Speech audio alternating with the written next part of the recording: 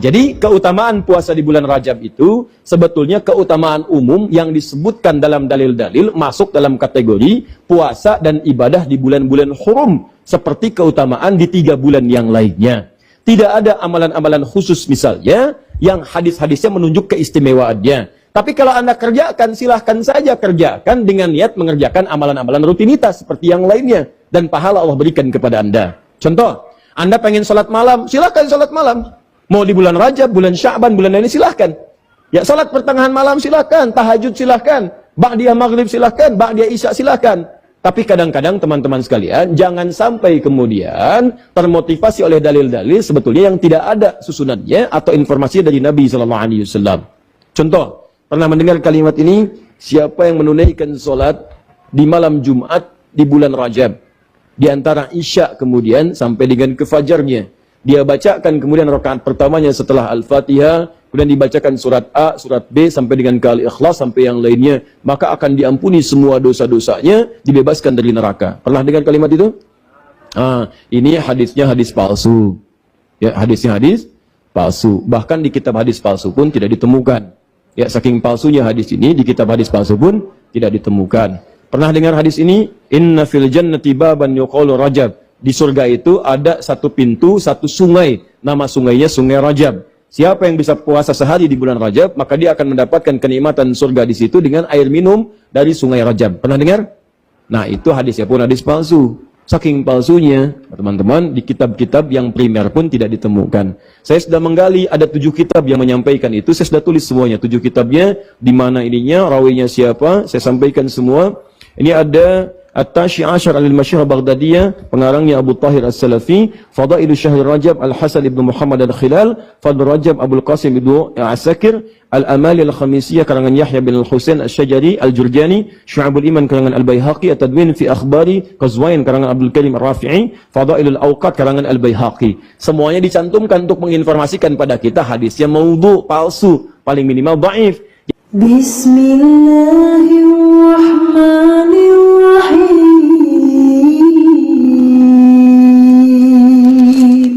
Atau dalam riwayat lain, tidak sempurna keimanan seseorang. Awas, hati-hati, sampai dia mencintai, menjadikan Allah dan aku lebih daripada yang lainnya. Sampai dia lebih menjadikan Allah dan aku lebih daripada yang lainnya. Dicinta Allah itu lebih pada yang lain. Apa tandanya? Amal soleh. Begitu Anda sedang bekerja, Allahu Akbar, Allahu Akbar. Kalau Anda cinta Allah, betul. Tinggalkan apa yang Anda kerjakan. Kerjakan dulu perintah Allah. Kecuali pada aspek-aspek yang darurat sifatnya, yang Allah perkenankan. Dokter sedang tindakan, sedang operasi. Baru dibuka perutnya, jantung kelihatan. Allahu Akbar, Allahu Akbar. Maaf ya, panggilan Allah sudah tiba. Wah, begitu balik lagi kacau gitu kan keadaan. Nah, itu boleh istisna namanya. Nah, saya pengen katakan, ada peluang di bulan Rajab ini untuk mengevaluasi diri. Pahalanya banyak, jangan berbuat zalim. Sebaliknya, ada orang dikasih kesempatan, tinggalkan maksiat, saya gandakan, malah bermaksiat. Seakan-akan nantangin Allah. Saya kasih kesempatan ninggalin maksiat, saya gandakan pahalanya. Dia sengaja maksiat. Mata pakai maksiat lagi, telinga dengan maksiat sampai ke ujung kakinya. Maka kata para ulama, orang seperti ini, ketika dia diberikan kesempatan untuk meninggalkan maksiat, malah dia kerjakan, maka dosanya berlipat dari hari sebelumnya. Jadi bulan ini, kalau Anda meninggalkan maksiat, pahalanya berlipat. Kalau Anda berbuat dosa, pahalanya berlipat. Maaf, dosanya berlipat. Kalau Anda berbuat taat dengan meninggalkan maksiat, maka pahala berlipat.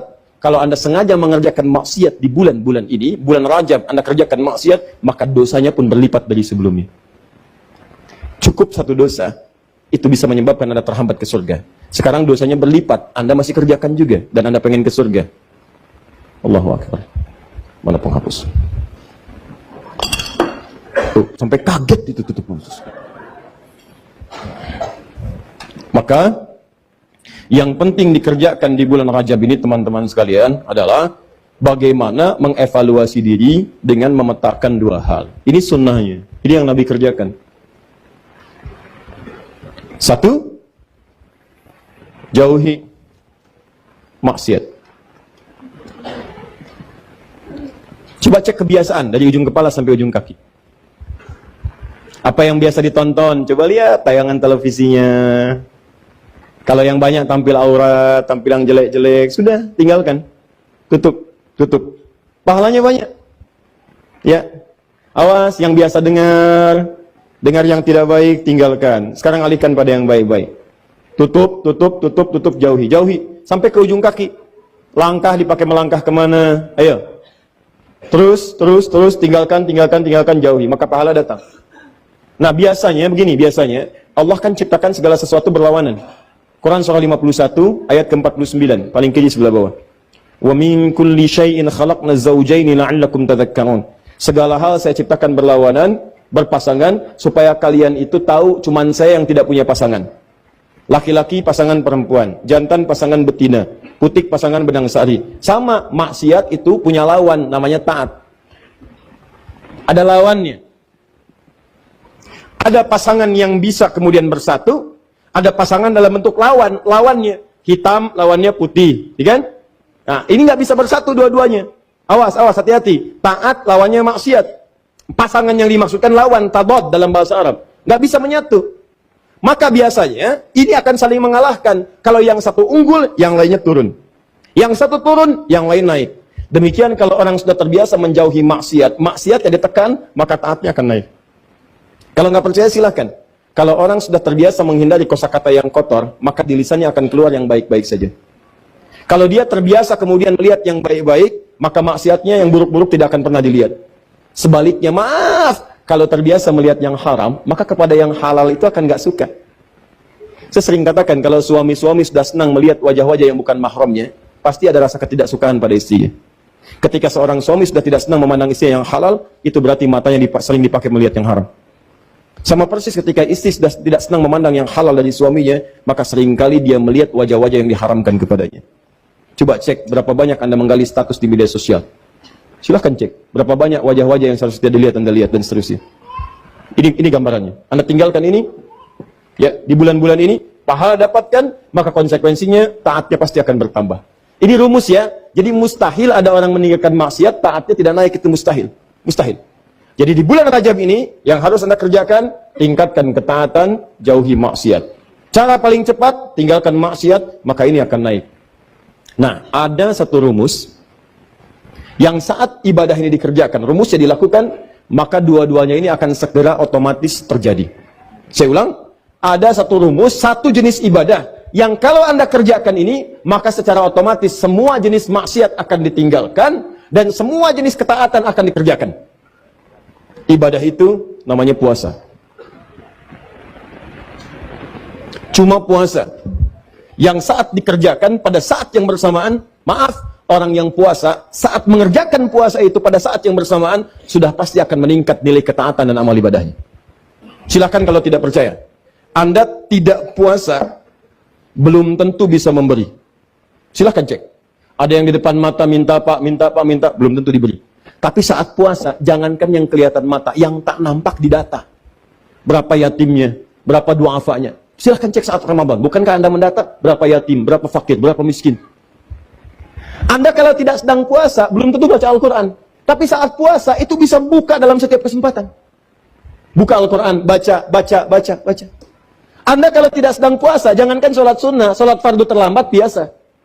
Tapi kalau sedang puasa, jangankan yang fardu, yang sunnah Anda kerjakan. Di puasa itu, pada saat yang bersamaan ketika dikerjakan, pasti bisa meningkatkan amal soleh.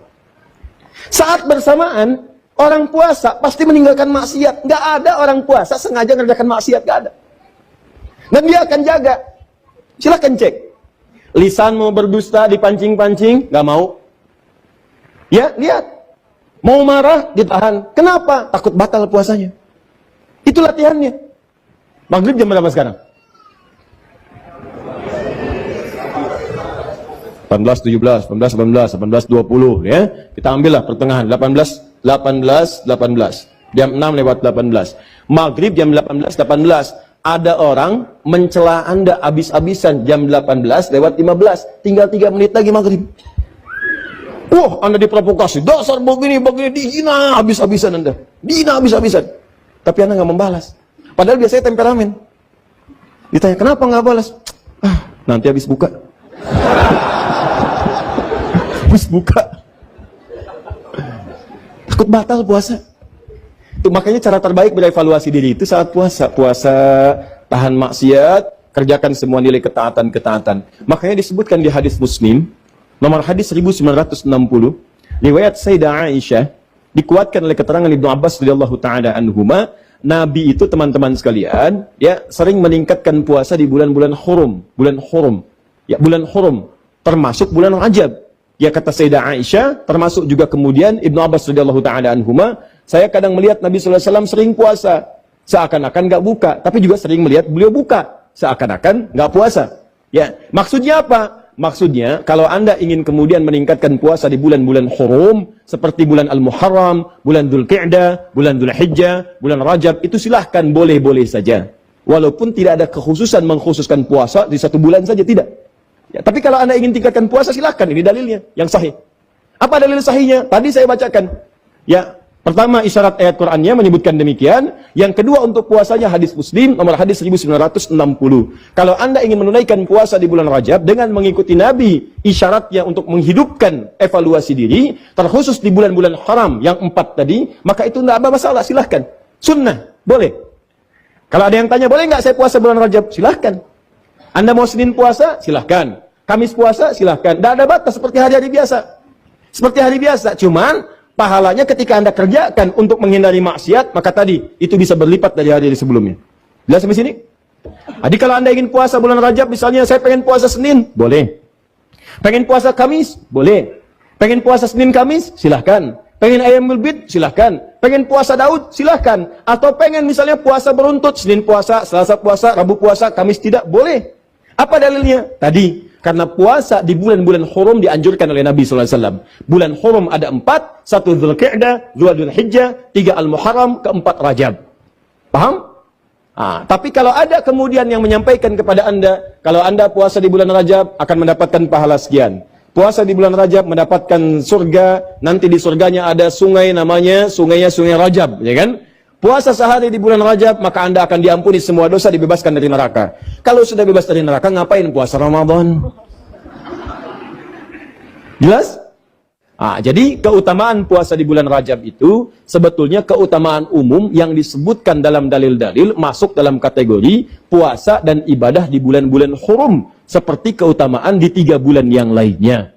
Tidak ada amalan-amalan khusus misalnya yang hadis-hadisnya menunjuk keistimewaannya. Tapi kalau Anda kerjakan, silahkan saja kerjakan dengan niat mengerjakan amalan-amalan rutinitas seperti yang lainnya. Dan pahala Allah berikan kepada Anda. Contoh, Anda pengen sholat malam, silahkan sholat malam.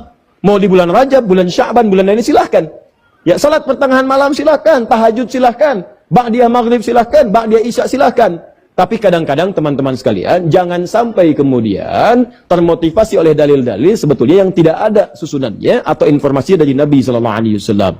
Contoh, pernah mendengar kalimat ini? Siapa yang menunaikan sholat di malam Jumat di bulan Rajab, di antara isya kemudian sampai dengan ke fajarnya, dia bacakan kemudian rakaat pertamanya setelah Al-Fatihah, kemudian dibacakan surat A, surat B, sampai dengan ke Al-Ikhlas, sampai yang lainnya, maka akan diampuni semua dosa-dosanya, dibebaskan dari neraka. Pernah dengar kalimat itu?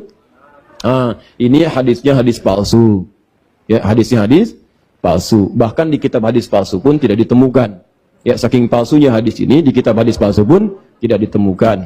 Pernah dengar hadis ini? Inna fil jannati baban yuqalu Rajab. Di surga itu ada satu pintu, satu sungai. Nama sungainya Sungai Rajab. Siapa yang bisa puasa sehari di bulan Rajab, maka dia akan mendapatkan kenikmatan surga di situ dengan air minum dari Sungai Rajab. Pernah dengar? Nah, itu hadisnya pun hadis palsu. Saking palsunya, teman-teman, di kitab-kitab yang primer pun tidak ditemukan. Saya sudah menggali, ada 7 kitab yang menyampaikan itu. Saya sudah tulis semuanya, 7 kitabnya, di mana ininya, rawinya siapa, saya sampaikan semua. Ini ada At-Tashi Ashar al-Masyhur Baghdadiyah, pengarangnya Abu Tahir As-Salafi, Fadailu Syahr Rajab Al-Hasan ibn Muhammad Al-Khilal, Fadl Rajab Abul Qasim ibn Asakir, Al-Amali Al-Khamisiyah karangan Yahya bin Al-Husain Al-Syajari, Al-Jurjani, Syu'abul Iman karangan Al-Baihaqi, At-Tadwin fi Akhbari Qazwain karangan Abdul Karim Ar-Rafi'i, Fadailul Awqat karangan Al-Baihaqi. Semuanya dicantumkan untuk menginformasikan pada kita hadisnya maudhu, palsu, paling minimal dhaif. Jadi dituliskan itu untuk kasih informasi. Ini hadisnya dhaif ya. ya hadisnya palsu, jangan dipakai sebagai rujukan, bukan dituliskan untuk menginformasikan pada kita itu amalan, jelas. Tapi kalau Anda misalnya pengen bangun malam, silahkan. Cuma jangan merujuk kepada informasi tadi. Jadi kita bersikap adil di tengah-tengah. Awas, hati-hati. Hadis ini ditampilkan bukan untuk mencela orang. Jangan sampai Anda melihat ada orang misalnya puasa di bulan Rajab, Anda katakan, oh ya hadis palsu. Bukan. Karena dia bisa menggunakan yang sahih. Jelas. Anda sendiri nggak puasa, malah mencela orang. Kalau pengen puasa silahkan, tapi gunakan sandaran yang sahih hadisnya. Jelas? Kalau malam pengen sholat, boleh nggak? Boleh. Silahkan tunaikan sholat, tapi jangan jadikan hadis palsu sebagai sandaran. Paham? Ustadz, kenapa hadis-hadis itu muncul? Pada asalnya niatnya baik, cuma dilakukan dengan cara yang salah. Apa niat baik itu? Ada sebagian orang melihat keutamaan banyak di bulan Rajab, tapi orang banyak meninggalkannya. Akhirnya dibuatlah anjuran-anjuran untuk mengerjakan itu semua. Cuma dituliskan dengan cara yang salah. Begitu disampaikan dengan cara yang salah, jadilah kemudian acuannya keliru. Itulah asal munculnya orang banyak mengerjakan amalan, mengacu pada dasar-dasar yang kurang sempurna. Paham sampai sini? Kalau saya tanya, boleh nggak puasa di bulan Rajab? Boleh. Boleh nggak sholat malam di bulan Rajab? Boleh nggak sedekah di bulan Rajab? Boleh nggak mengkhususkan saya puasa sehari di bulan Rajab dapat surga? Boleh? Itu yang dalilnya bermasalah. Paham sampai sini? Jadi itulah asal muasalnya, runtutan ayatnya sudah ada jelas, hadisnya sudah ada, yang palsu sudah ada, yang sahih juga ada, yang sahih dijadikan acuan, yang kemudian dhaif atau palsu kita tinggalkan. Sepakat sampai sini? Maka kalau sudah sepakat, yang tidak sepakat kita tinggalkan dan tidak ada pertanyaan lagi sampai harus diulang ke tahun depan. Jelas ya? Baik.